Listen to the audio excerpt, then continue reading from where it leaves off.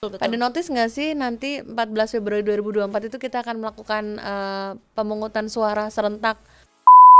Narasi-narasi perpecahan, narasi-narasi pembelahan itu kan selalu ada. Sehingga memang dari narasi-narasi tersebut orang-orang akan memilih untuk tidak memilih gitu pada akhirnya. Apa yang menjadi tantangan terbesar penyelenggara pemilu dalam menghadapi kepentingan-kepentingan politik di luar sana? Tiap hari aja kamu gangguan ya sih.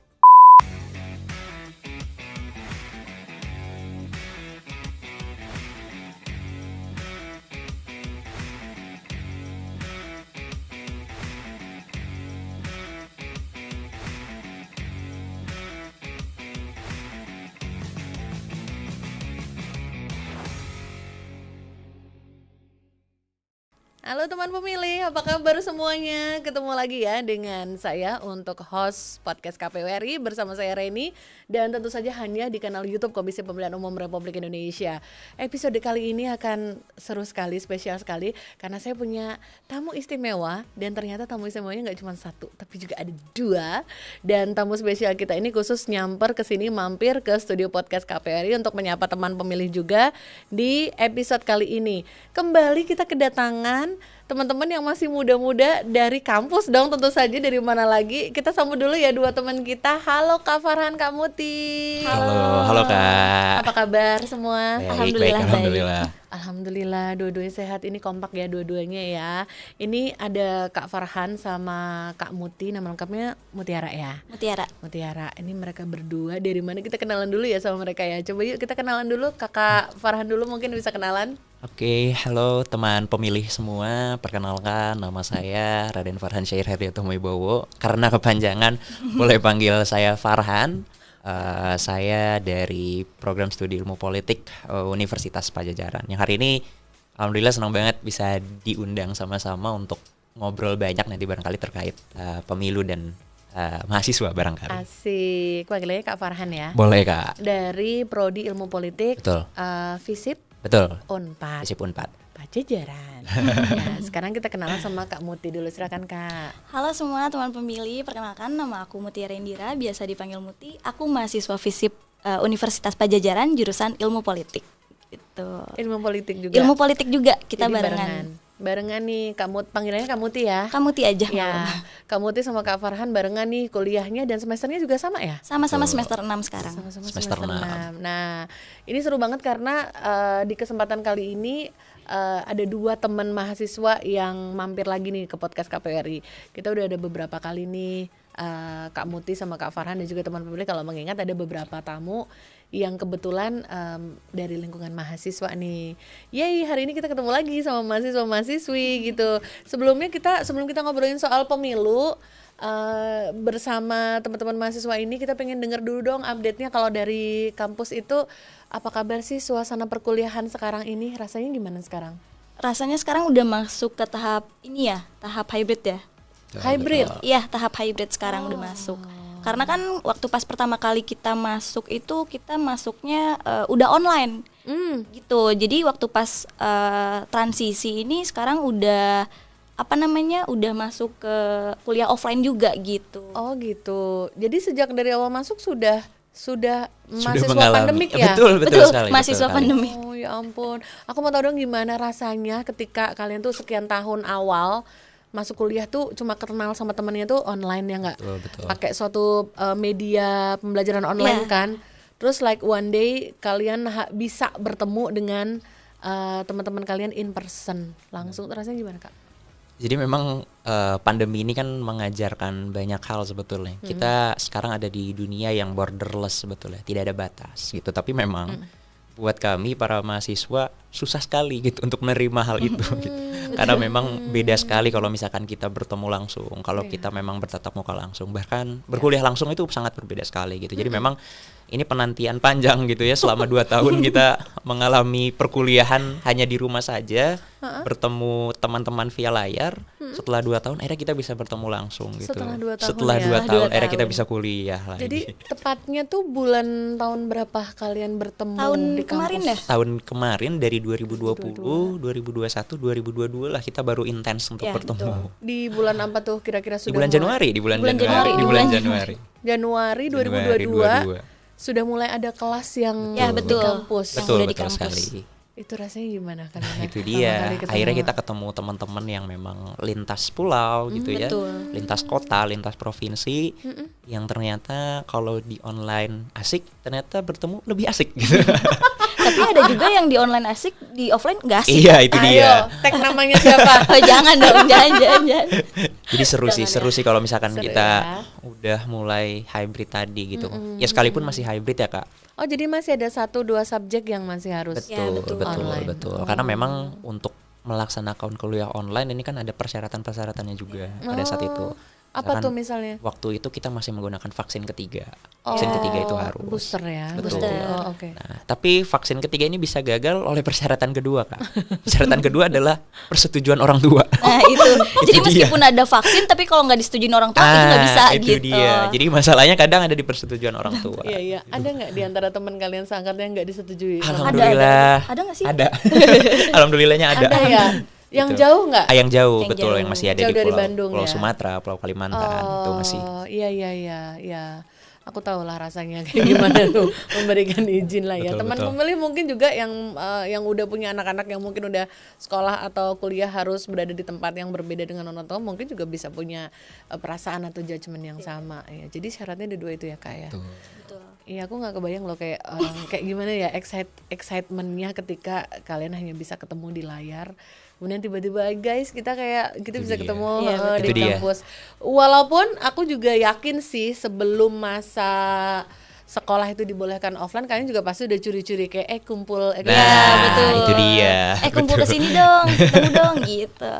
Tapi itu cuma bisa terjadi yang di seputaran deket-deket aja. Betul, Ya, betul, betul, betul, betul. betul. Kayak teman-teman yang dari luar pulau mungkin kayak pasti juga sekolah online-nya pun dari tempat masing-masing kan Iya, ya? betul, Iya, iya. betul. Jadi memang masih masing-masing juga, ada yang masing-masing juga gitu. Memang dari 2020 sebetulnya sudah ada niat untuk ngobrol bareng program studi gitu. Oke. Selama online ini kan harus seperti apa gitu. Jadi memang ya curi-curi pun tidak securi-curi itu gitu Kak. Jadi Nggak bisa banget betul, juga ya. betul. Sekali lagi ada izin orang tua juga mau ketemu Nah, di mana. itu dia. Kak. Betul. Terus kakak sebenarnya satu angkatan itu ada berapa orang sih? Satu angkatan kita 46 ya. kita 46. Nggak banyak. Nggak Kak? banyak kalau sedikit, kita. sangat Oh sedikit. kalian pasti ikrip banget ya. Ikrip banget. Betul. Jadi Cuma kalau 4 kita itu koma. satu kelas sama dengan satu angkatan. Oh hanya Gitu. satu Iya, kelas. cuman Hanya satu kelas aja. gitu. Jadi Ya gitu. sangat ikrip lah itu ya kalau 46 ya. Angkatan sebelum-sebelum dan Ade juga kira-kira sebanyak Segitu. Sekitar sekitaran segitu. segitu. Paling banyak di 60-an. Oh gitu. 60-an itu udah yang paling banyak lah. Kalau prodi-prodi lain di Nah, Itu sana? banyak. prodi lain itu gitu? sampai 3 kelas, 2 kelas. Gitu. Apalagi HI ya, hubungan Iya, internasional hubungan itu banyak internasional. banget Itu kelasnya. yang paling favorit nggak sih? Biasanya. Biasanya itu. itu. Biasanya Oh itu. gitu. Iya. Ya ada pilihannya ya tentu saja. Tapi dengan jumlah yang hanya di bawah 50-an itu 46 itu ya bikin kalian jadi sangat kompak ya akhirnya ya. Betul. Omong-omong Kak, kalau di kakak berdua kan Kak Farhan sama Kak Muti kan selain kuliah kan juga aktif di aktivitas organisasi ya. Ya, Himpunan betul. Mahasiswa. Himpunan Ya, mahasiswa. betul. Himpunan Mahasiswa Program Studi. Betul, Ya. betul Iya. sekali. Itu Jadi, namanya apa Kak di situ?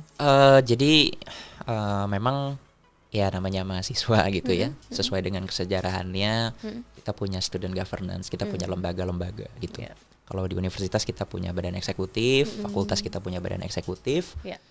Untuk di program studi sendiri kita punya yang namanya himpunan mahasiswa. Oh. Untuk ilmu politik sendiri di Universitas Padjadjaran namanya adalah himpunan mahasiswa program studi ilmu politik. Oh, Gitu. oke. Jadi secara spesifik kita mengemban nama program studi sebetulnya. Nah itu yang menempel ya. betul itu yang membedakan kita justru. Itu berjalan seiring dengan kalau yang namanya kayak aktivitas UKM gitu ya Kak? Ya, betul. Iya.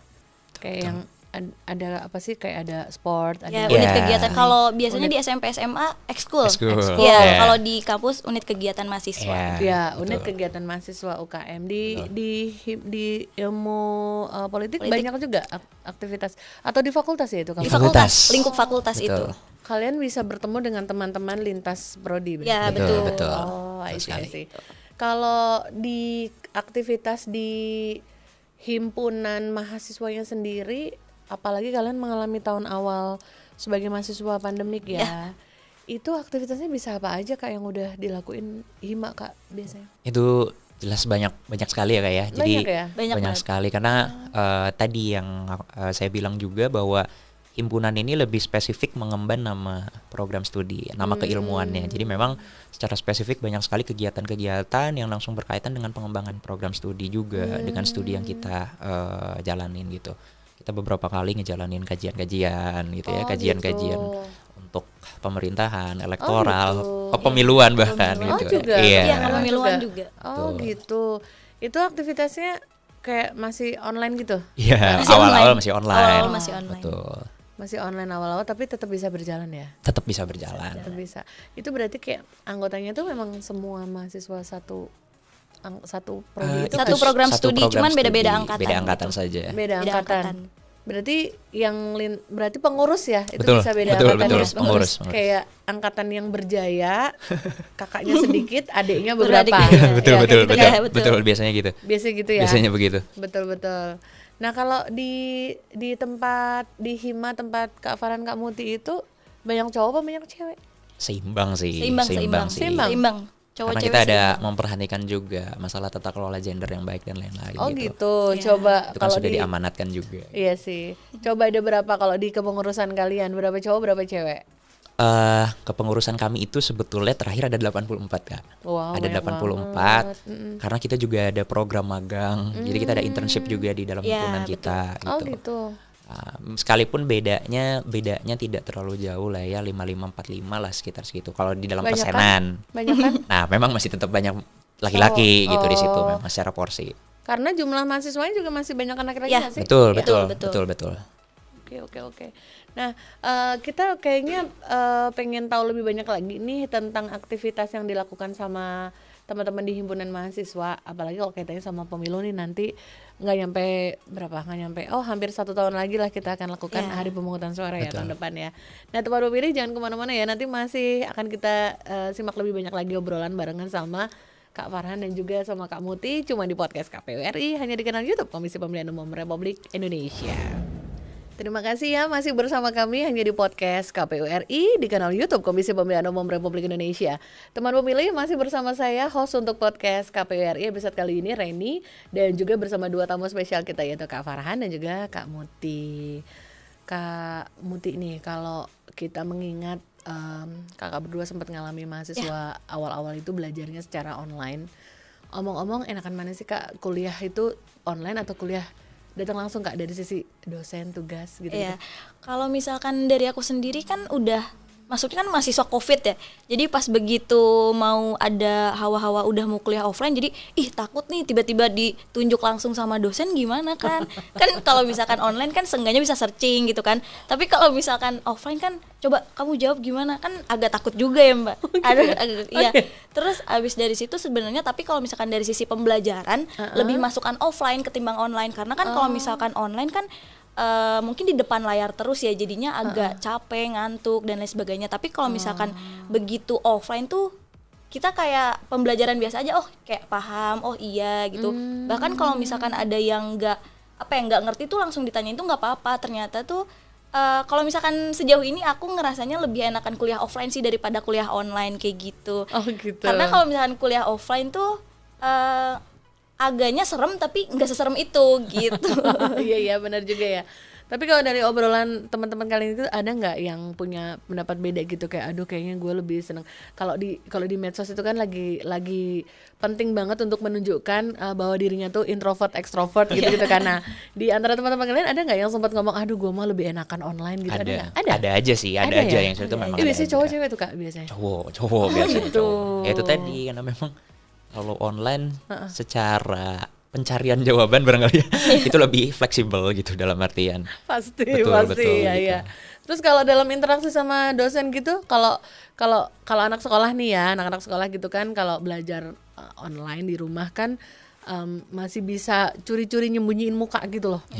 Ada nggak di anak-anak kuliah kayak begitu nggak? Waduh, itu kayaknya semuanya Gitu ya? masih Kayak- kerasa ya. Kayak kamera selalu di off Iya, kan betul. ya, cam off, terus begitu diteriakin, "Hayo Felix," misalnya, buka kameranya gitu ya, dibuka tapi jidat doang. betul. Kayak gitu Sampai nggak? sekarang masih kayak gitu. Sampai sekarang kayak gitu. Dan tidak ada kata-kata dosen pun yang mempan untuk bisa ngebuka, lihat mukanya exactly, mukanya depan gitu ya. itu dia. betul. Ada aja alasannya biasanya tuh mahasiswa tuh. Entah itu jaringan, Iya, apa itu biasanya putus gitu, apa aja betul. ada. Dijadiin aja semuanya gitu. Iya betul ya, betul. Ya memang benar sih kalau di area yang sulit jaringan itu memang dengan memadamkan kamera itu akan sedikit lebih memperlancar suara ya. Makanya alasannya kepake terus kayak begitu. Tiap hari aja kamu gangguan sih. Iya betul. Tapi itu jadi tantangan tersendiri ya ketika orang-orang yang memang comfortnya itu dengan belajar online. Terus kayak tiba-tiba harus belajar tatap muka langsung gitu. Kalau dari sisi tugas-tugas gitu gimana Kak? Kalau tugas kita memang bicara pasti lebih banyak online. Lebih banyak pas Lebih online. banyak online. Karena memang kan online kita nggak ada interaksi yang secara langsung, secara spesifik. Jadi memang lebih ditekankan pada pencarian mandiri gitu. Ini mahasiswa cari apa. Karena memang tugas-tugas kalau di program studi kami itu lebih kepada tugas-tugas yang analisis gitu. Analisis, analytical. Jadi kita spesifik harus cari jawabannya, harus cari literaturnya, harus cari referensinya gitu. Jadi memang tugas pasti lebih berat, tapi kemudian beratnya itu bukan untuk memberatkan, tapi kemudian untuk memastikan potensinya sih sebetulnya. Oh gitu. Gitu. Iya, well said banget. Karena ada hal-hal yang kalau dalam tata perkuliahan ketemu langsung itu ada hal-hal yang bisa di-adjust atau di-justifikasi sama pengajar. Kalau dalam online kan itu juga tantangan ya buat semua orang ya. Betul sekali. Betul. Dan ini akan seru bagaimana ngobrolin kalau teman-teman di HIMA nih, himpunan mahasiswa, selain harus kuliah, terus juga harus misalnya mulai memutuskan untuk terlibat dalam aktivitas HIMA. Rapatnya online juga ya. Betul, awal-awal online. Itu kayak tantangan juga sih buat semua orang juga ya. Terus itu gimana tuh proses waktu itu suksesi juga kan dari yang kalian mahasiswa baru terus akhirnya jadi pengurus? Iya betul. Juga. Memang prosesnya memang dari awal online gitu. Bahkan saat saya ikut pemilihan, karena kita sama ada pemilunya juga. Ada pemilu juga. Ada KPU versi kampusnya gitu. Ada versi kampusnya. Kita ikut pemilu juga, kita disiapkan dalam artian batas anggaran, itu kita diberikan aturan sampai kita terpilih, meskipun pada saat itu pelaksanaannya masih secara online sebetulnya, masih secara online. Karena di kepengurusan ini terbagi menjadi 2 termin.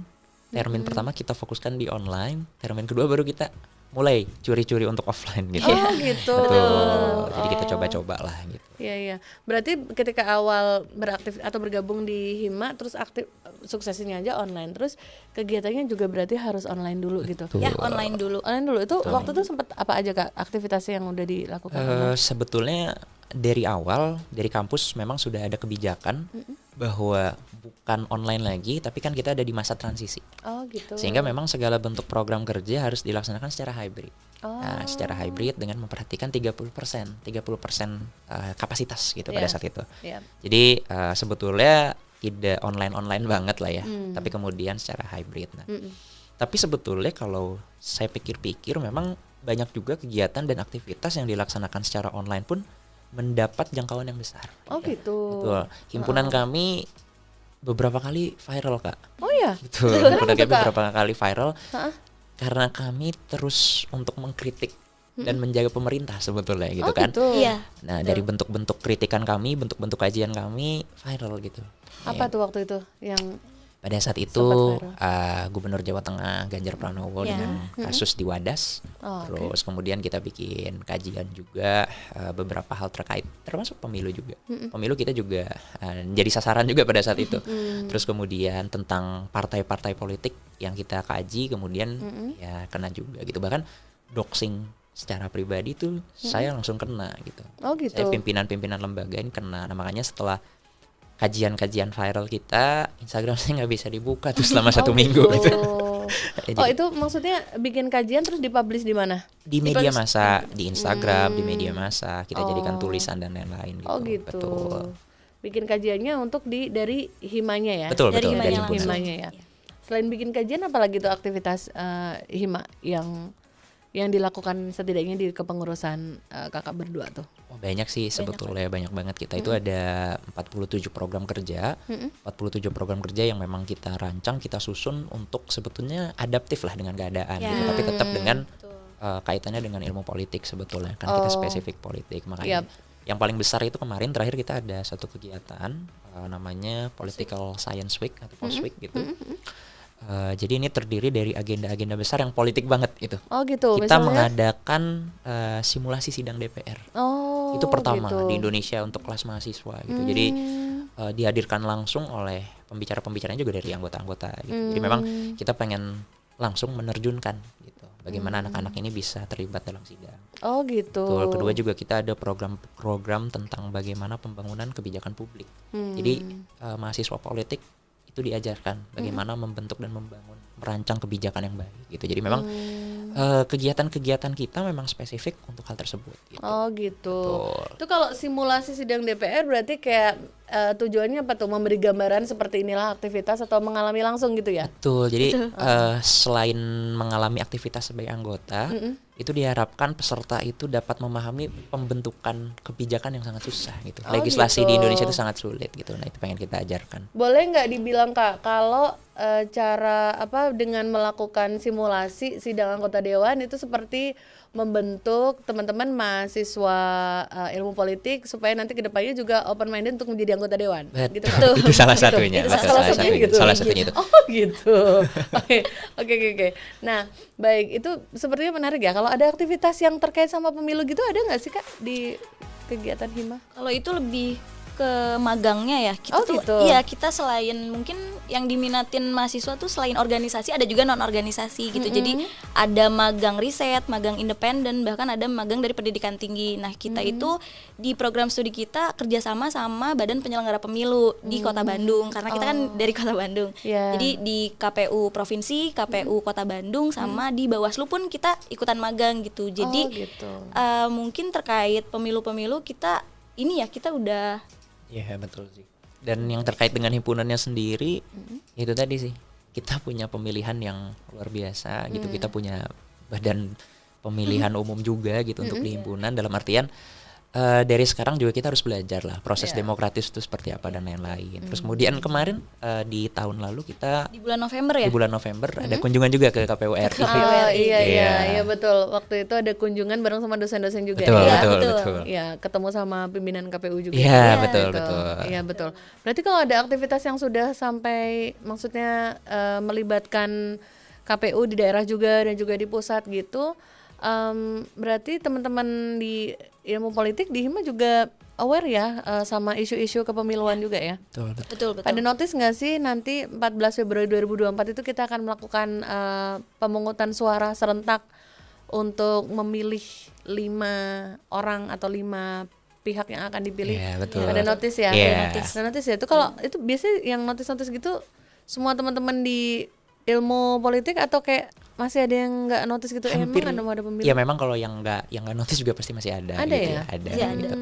Cuman memang kalau misalnya kita berkaitan sama akademik, kita itu punya spesifik mata kuliah manajemen pemilihan umum. Oh ada mata Ada, kuliah? Ada mata kuliah. Tata kelola Betul, pemilu, tata manajemen kelola pemilu ada kita. Oh ada. Jadi kita spesifik bicara itu dan ya 14 Februari 2024 itu udah jadi makanan kita sehari-hari kayaknya. Gitu. Oh gitu. Bukan disuruh. lagi hari Valentine sekarang Betul. pemilu udah diterapin sejak dini. Karena memang kita disuruh untuk mengevaluasi KPU, kita untuk mengevaluasi Bawaslu, mengevaluasi partai politik. Jadi memang sebetulnya sudah menjadi makanan kita sebetulnya. Iya, gitu. udah berarti udah notice banget ya, udah familiar Iya. banget ya. Betul. 14 Februari itu harus menggunakan hak pilihnya. Kalau kakak berdua udah pernah memilih belum? Udah pernah tahun 2019. Kita sudah. Oh malah udah ya. 2019. Artinya nanti Tahun bakal jadi pemilu yang kedua ya. Iya, betul. Nah, yang di saat ini nih kita juga mengingatkan banget kepada masyarakat, khususnya banget yang pemilih pemula yang kayaknya nanti baru mau pada memilih. Jadi untuk mengawal hak pilihnya itu sedari sekarang nih Kak, kita sudah makin memperluas layanan kita untuk melayani masyarakat menggunakan hak pilih. Salah satunya tuh ada mekanisme untuk mengecek apakah kita sudah terdaftar atau belum di sebagai pemilih. Jadi kita bisa masuk nih kakak berdua nanti bisa coba ya masuk ke laman cek dptonline.kpu.go.id. Situ tinggal masukkan NIK atau nama. nanti bakal keluar tuh kakak tuh terdaftar di TPS mana, di kota mana. Nanti ingetin ya teman-temannya ya. Siap. Teman pemilih juga nanti ingetin juga, atau yang belum sempat ngecek harus segera ngecek.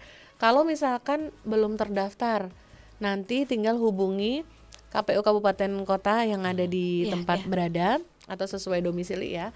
Kemudian juga boleh juga kalau di kecamatan ada PPK, atau di kelurahan udah ada PPS. Ya. Itu sudah, nanti boleh ngelapor ke situ kalau misalnya belum tercatat sebagai pemilih di mana. Betul. Ya, berarti sangat umum obrolan tentang kepemiluan ini ya. Betul. Di dalam lingkungan anak-anak ilmu politik ya. Betul. Oke, kita akan ngobrol lebih banyak lagi teman pemilih tentang aktivitas teman-teman. Tapi sebentar, kita pengen tahu juga nih, tadi kalau magang itu hampir semua mahasiswa pada magang nggak di KPU Jabar atau di Jadi Bandung memang ya? di politik itu terbagi jadi 3 klaster Kak. Kita punya klaster elektoral, pemerintahan dan kewargaan. Oke. Nah, yang elektoral ini terbagi, ada yang di lembaga KPU, ada yang ada di lembaga pemilu, ada yang di lembaga partai politik. Oh, ada gitu. juga. Ada juga yang di partai politik. Itu kayak berapa lama sih magang? Sebenarnya 1 bulan. Kemarin 1 bulan kita. 1 bulan ya, aja 1 bulan aja. Terus nanti itu kayak bagian dari mata kuliah gitu? Betul. Itu dikonversi nilainya. Oh gitu. Masuk ke SKS. Ini menarik sekali ya. Dan mungkin saja ini banyak sekali kampus-kampus lain di seluruh tanah air juga mungkin melakukan hal serupa. Apalagi ini penting juga untuk mengingat atau mengajak atau mendorong kebersamaan para mahasiswa nih khususnya yang baru akan memilih pertama atau baru kedua kalinya untuk bisa lebih aware dengan informasi kepemiluan ya. Betul. Nah, teman pemilih, nanti kita dengar cerita lebih banyak lagi dari Kak Farhan dan juga Kak Muti. Jangan kemana-mana ya, tetap di podcast KPU RI.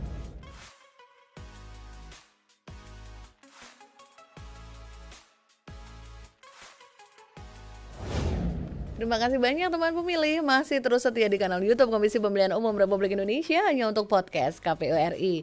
Episode kali ini kita masih bersama dengan 2 tamu spesial kita dari Himpunan Mahasiswa Ilmu Politik dari FISIP Universitas Padjadjaran. Barengan sama Kak Farhan dan juga Kak Mutia. Kamu Tiara. Kalau menurut kakak berdua ya sebagai mahasiswa, apalagi mahasiswa yang juga lekat banget dengan isu-isu kepemiluan, menurut kakak berdua itu sebagai orang yang sudah pernah memilih nih kemarin di pemilu 2019 yang lalu, menurut kakak untuk menuju ke setahun ke depan nih di pemungutan suara serentak 14 Februari 2024, hal-hal apa ya yang perlu dijadikan catatan atau perlu hati-hatikan gitu oleh sesama teman pemilih menuju ke hari pemungutan suara serentak tersebut atau pemilu 2024 nanti? Siapa dulu nih? Kalau misalkan dari aku sendiri, kita itu harus jadi teman pemilih yang selektif dan cerdas. Kenapa? Karena tidak hanya sekedar datang ke TPS saja, tetapi kita juga harus tahu nih calon yang nanti bakalan kita pilih ini seperti apa gitu, track recordnya seperti apa gitu. Jangan kita milih hanya sekedar dari popularitasnya aja gitu, karena banyak yang kan kalau misalkan datang ke TPS pasti bingung nih, oh ini aja soalnya udah terkenal. Jangan kayak gitu, karena belum tentu popularitas tapi juga track recordnya juga berkualitas gitu. Jadi pilihlah pemilih yang berkualitas, jangan popularitas gitu. Utamakan kualitasnya. Ya, utamakan kualitas. Tapi kalau misalkan popularitas tapi berkualitas juga itu lebih bagus. Lebih bagus ya. Bakal membawa impact yang lebih bagus juga ya Kak ya. Oke, itu kalau Kak Muti. Kalau menurut Kak Farhan gimana? Kalau menurut saya sendiri sih yang pertama memang karena pemilu ini kan sebetulnya jadi ajang demokrasi untuk rakyat. Jadi memang perlu banyak yang dihati-hatikan oleh kita sebetulnya. Pertama, saya pengen berangkat bahwa nanti atau bahkan setiap pemilihan umum itu akan selalu ada narasi-narasi yang berbeda sebetulnya. Narasi-narasi perpecahan, narasi-narasi pembelahan itu akan selalu ada, sehingga memang dari narasi-narasi tersebut orang-orang akan memilih untuk tidak memilih gitu pada akhirnya gitu. Narasi-narasi itu yang sebetulnya kita takutkan gitu. Jadi hari ini pembelahan bukan kepada pembelahan calon, tetapi kepada pembelahan orang-orang supaya tidak memilih gitu. Nah makanya saya rasa pertama kita perlu waspada juga terkait narasi-narasi yang dibangun, karena narasi ini sifatnya hidden transcript, tidak akan terlihat gitu. Dia pelan-pelan tapi bisa bahaya juga. Nah yang ditakutkan barangkali nanti malah total dari jumlah pemilih lebih banyak yang tidak memilih gitu. Itu narasi-narasinya. Dan yang kedua sebetulnya patut diperhatikan juga sebetulnya tidak jauh dengan Mutiara. Memang saat ini kalau di dalam bahasa politik ada kuasa-kuasa populis gitu ya. Dalam artian bagaimana banyak juga kok orang-orang yang hanya memanfaatkan pemilu ini sebagai ajang saja sebetulnya. Tidak ada apa namanya tindak lanjutnya gitu dalam membangunnya seperti apa. Nah makanya wacana-wacana populis, pemimpin-pemimpin populis, nah ini perlu kita hati-hati juga gitu. Karena memang itu yang perlu kita hadapi. Dan yang ketiga, ini merupakan yang sering dan dekat dengan kita sebetulnya. Ini masalah hoax dan echo chamber yang kita punya gitu. Karena ketika kita mengikuti satu berita hoax, biasanya echo chamber dan algoritmanya mencari hoax-hoax yang lain gitu. Iya, gitu ya. Betul, itu yang menakutkan. Ya? Betul. Jadi rasanya 3 hal itu sih yang perlu kita waspadai lah, apalagi untuk pemilih pemula ya. Karena kan dihadapkan dengan dunia baru sebetulnya. Betul, ini pesan yang baik banget dan juga penting banget untuk bisa dinotis nih dari Kak Muti dan juga Kak Farhan untuk semua teman pemilih nih yang kira-kira nanti bakal menggunakan hak suaranya, bisa jadi untuk pertama kalinya pada pemilu 2024 nanti ya. Nah, kakak berdua kita sekarang sampai di sesi NKCTP, nanti kita cerita tentang pemilu. Nah, di sesi ini kita bakal kasih kesempatan untuk bertanya. Mungkin bertanya kepada KPU boleh, bertanya tentang pemilu juga boleh. Tadi kan kayaknya Kak Farhan sama Kak Muti juga udah share ya di IG story di medsos masing-masing ya. Ada yang nitip nanya nggak Kak? Ada yang nitip. Bacain aja kali ya. Boleh, bacain. Akunnya juga bacain nggak apa-apa Kak? Dari siapa? Dari @titan Febrian. Katanya gini, apa yang menjadi urgensi KPU dalam menambah anggaran untuk kontestasi politik 2024 menjadi 76 triliun, katanya gitu. Pertanyaan yang bagus banget itu. Thank you banget ya Kak. Siapa itu panggilannya? Kayaknya Titan. Kak Titan ya? Kak Titan. Oke.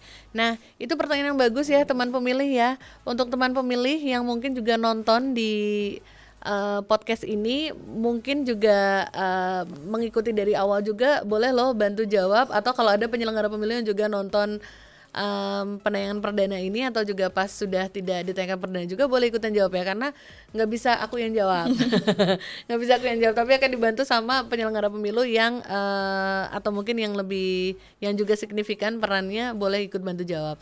Kenapa ditambahkan anggarannya menjadi 76 untuk di pemilu 2024 ini? Itu sebenarnya ada uraiannya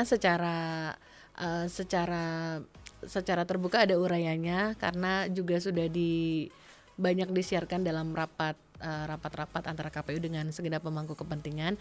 Tapi nggak apa-apa, nanti kita akan kasih kesempatan untuk teman pemilih yang kira-kira tahu jawabannya apa, boleh tulis ya di kolom komentar ya. Thank you pertanyaannya ya Kakak ya. Sama-sama. Nah sekarang kita kasih kesempatan untuk Kak Farhan dan juga Kak Muti untuk juga menanyakan, ada nggak hal yang ingin Kakak berdua ketahui tentang pemilu atau tentang khususnya pemilu 2024 nanti? Siapa dulu? Silakan. Oke, Kak Muti Kalau dulu. misalkan dari aku pengen nanya sih, kayak apa yang menjadi tantangan terbesar penyelenggara pemilu dalam menghadapi kepentingan politik di luar sana, kayak gitu sih Kak. Iya, bagus banget pertanyaannya. Apa yang menjadi tantangan KPU dalam menghadapi kepentingan politis? Luar biasa, karena syarat ya dengan situasi politis ya. Ya betul-betul. Oke, kita akan simpan pertanyaan Kakak Muti, dan kembali kita akan kasih kesempatan juga buat teman pemilih yang mau menjawab apa aja sih kira-kira tantangan-tantangan yang kebaca gitu sama teman pemilih bagi KPU dalam menyelenggarakan pemilu ini menghadapi banyak kepentingan politis ya.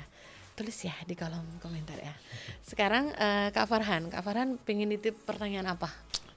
Sebetulnya sederhana Kak, sebetulnya kita pengen tahu aja sih apa yang menjadi evaluasi KPU di 2019 dan rasanya syarat dan perlu untuk diperbaiki di 2024 nanti. Itu aja sih sebetulnya. Nah, bagus banget juga tuh pertanyaannya Kak Farhan tuh. Apa yang menjadi evaluasi yang berdasarkan penyelenggaraan pemilu sebelum-sebelumnya ya, untuk bisa diperbaiki. Mantap pertanyaannya. Thank you ya Kakak berdua udah bertanya ya. Teman pemilih, sekarang tugasnya teman pemilih nih untuk jawab nih. Coba jawab di kolom komentar apa saja evaluasi yang bisa menjadi perbaikan buat KPU di masa mendatang. Nanti saya undang semua penyelenggara pemilu di seluruh tanah air yang pasti semuanya punya kompetensi dan semua juga pasti pintar-pintar dan bisa kasih jawaban untuk pertanyaan diajukan sama Kak Farhan, Kak Muti, sama temennya tadi ya Kak Titan tadi ya. Nah thank you banget ya udah nitipin pertanyaan. Dan teman pemilih jangan kemana-mana, kita masih bakal bersama dengan dua tamu kita Kak Farhan dan Kak Muti hanya di podcast KPU RI. Iya teman pemilih, terima kasih banyak loh sudah terus bersama di podcast KPU RI hanya di kanal YouTube Komisi Pemilihan Umum Republik Indonesia. Buat teman pemilih yang belum sempat subscribe atau baru pertama kali ini nonton tayangan podcast KPU RI, jangan lupa sempatkan klik subscribe terlebih dahulu ya, karena subscribe itu gratis dan pasti akan terus mendukung Komisi Pemilihan Umum untuk memberikan update informasi kepemiluan ya. Jangan lupa tambahin juga klik jempolnya, terus kasih komentar yang mendukung buat kita biar kita happy. Teman pemilih, saya juga happy banget karena hari ini untuk episode spesial di kali ini kita kedatangan 2 tamu khusus, kakak-kakak mahasiswa yang pemikirannya masih fresh, berani dan juga looknya juga fresh tentu saja. Iya, aku seneng banget dapat tamu-tamu yang masih belia-belia ya, seneng banget. Teman pemilih juga pasti sama excitednya kan ya dapat tamu-tamu mahasiswa-mahasiswa ya. Nah sekarang kita sudah sampai di penghujung nih Kak Farhan dan juga Kak Muti ya. Senang banget kita bisa membagikan cerita dan juga obrolan ya. Dan senang juga buat saya pribadi mengetahui apa sih yang jadi pikiran kakak berdua, Kak Muti sama Kak Farhan. Apa yang kalian pikirkan atau apa yang jadi excitement kakak berdua tentang kepemiluan ya. Dan sepertinya hopefully mudah-mudahan ketika rencana kita semuanya lancar, kakak berdua nanti akan lulus dalam keadaan tidak COVID ya, dalam keadaan maksudnya semoga tidak online ya. Nanti bisa merayakan atau selebrasi untuk kelulusannya offline ya nggak sih? Amin, mudah-mudahan semua berjalan lancar ya. Nah sekarang untuk menutup podcast kali ini kita akan senang sekali untuk mendengar langsung dari kakak berdua. Kira-kira Kak Muti sama Kak Farhan itu punya pesan apa ya buat teman pemilih di luar sana. Tuh teman pemilih itu boleh sama mahasiswa, masyarakat ataupun pemangku kepentingan seperti pemerintah atau juga buat partai politik atau siapapun. Mau siapa dulu nih? Boleh dari biar seru kita capcup. Ayo. Kita sweet apa ya? Yuk, sweet yuk. Batu gunting kertas. Dia duluan kan menang. Batu yang apa? Yang kalah. Yang kalah siapa? Oh, yang kalah yang disuruh. Oke. Kalau misalkan dari aku sendiri mungkin untuk peserta pemilunya agar dapat merepresentasikan pemimpinnya yang berkualitas, berkompeten dan juga mampu menerima aspirasi dari masyarakatnya gitu. Jangan sekedar cuman janji-janji tapi tidak direalisasikan kayak gitu. Dan untuk mungkin penyelenggara pemilunya dapat melaksanakan pemilunya ini sesuai slogan dari KPU, mungkin loyalitas, berintegritas, kemudian apalagi? Aduh, aku jadi lupa. Ya itu pokoknya tertib, damai gitu. Oke, itu pesannya ya Kak? Itu aja. Ya, sip. Sekarang Kak Farhan, pesannya silahkan buat teman pemilih. Oke, pertama-tama Indonesia ini tidak punya indeks demokrasi yang rigid. Indonesia tidak punya standar demokrasi atau kualitas demokrasi yang tetap. Artinya memang konsep-konsep yang diterapkan di dalam proses kepemiluan kita adalah proses yang berbasiskan pada evaluasi. Karena memang konsep-konsep ideal demokrasi di Indonesia masih belum punya. Sehingga ini menjadi catatan pertama untuk para lembaga penyelenggara pemilu untuk kemudian dapat melaksanakan pemilihan umum yang berintegritas, adil dan tepat sasaran dengan berbasiskan pada evaluasi pada tahun-tahun sebelumnya. Jadi barangkali apa yang belum baik di tahun 2019 bisa diperbaiki dan apa yang sudah baik di 2019 bisa tambah lebih baik lagi. Itu untuk para lembaga penyelenggara pemilu. Kemudian untuk para teman pemilih, ingat bahwa KTP teman-teman hari ini mengandung makna teman-teman sudah secara resmi punya hak politik untuk memilih dan dipilih. Nah hari ini teman-teman berkesempatan untuk memilih. Karena satu suara teman pemilih akan bermakna satu masa depan yang luar biasa. Jadi jangan sampai lupakan hak pilihnya, gunakan hak pilihnya, pilih pimpinan dan pemimpin yang berkualitas. Tentukan masa depan bangsa ini mau dibawa kemana arahnya. Karena kita yang akan menentukannya. Barangkali itu untuk teman-teman pemilih, jangan lupa gunakan hak pilihnya. Betul banget, ini menyenangkan sekali pesan-pesannya, dalam banget. Dan juga aku juga ingin menitipkan pesan ini gak cuma buat pemilih, teman pemilih, tapi juga buat kakak berdua. Jangan lupa nanti untuk share ke teman-temannya, tidak cuma mengecek hak pilihnya apakah sudah terdaftar atau belum. Jangan lupa diingatkan buat teman-temannya ini sesama mahasiswa yang mungkin merantau, sekarang lagi ada di Bandung karena kuliahnya di Unpad ya. Posisinya ada di Bandung tapi sebenarnya KTP yang dia pegang itu masih KTP asli domisili. mungkin dia berasal dari suatu daerah di Kalimantan atau di Sulawesi atau di tempat lainnya, dan rencananya mungkin nanti ketika hari H pemilihan itu akan memberikan hak pilihnya atau mencoblos di lokasi yang tidak sama dengan KTP elektroniknya, berarti dia harus melakukan langkah pindah memilih. Caranya gimana? Nanti harus segera menghubungi ke penyelenggara pemilu ya, baik di KPU kabupaten kota ataupun juga PPK PPS di kecamatan dan juga kelurahan ya. Titip pesan itu ya kakak berdua ya. Thank you banget teman pemilih sudah menyimak, dan tentu saja kita ucapin makasih banget untuk Kak Farhan dan juga Kak Muti. Terima kasih Kak. Makasih banyak. Iya, udah mampir ke studio podcast KPU RI dan membagikan banyak cerita dan pemikirannya. Mudah-mudahan sukses selalu buat kakak berdua ya. Amin. Sukses studi dan juga sukses menuju ke jalan cita-cita yang masing-masing ya. Amin. Teman pemilih, terima kasih banyak lo sudah setia di podcast KPU RI untuk episode kali ini bersama Kak Farhan dan juga Kak Muti. Thank you banget. Kita pasti ketemu lagi di episode berikutnya. Tetap di podcast KPU RI hanya di kanal YouTube Komisi Pemilihan Umum Republik Indonesia. Podcast KPU RI terdepan bicara kepemiluan. Sampai ketemu lagi. Terima kasih teman pemilih.